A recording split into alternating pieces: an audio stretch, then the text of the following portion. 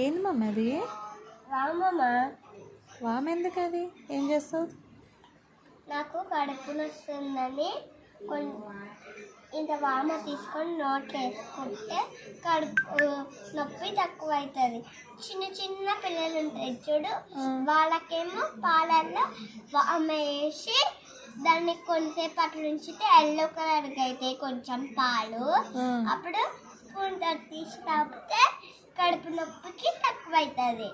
ఇవన్నీ ఎట్లా తెలుసు మమ్మీ నీకు? అలా కాదు మా, ఇగో నేను ఒకరోజు నువ్వు పడుకున్నప్పుడు మార్నింగ్ నాకు చాలా కడుపు నొప్పి వేసి వామ తీసుకొని నోట్లో వేసుకుంటే కడుపు నొప్పి తగ్గింది. ఇప్పుడు కూడా తీసుకుందామని తీసాయి డబ్బా.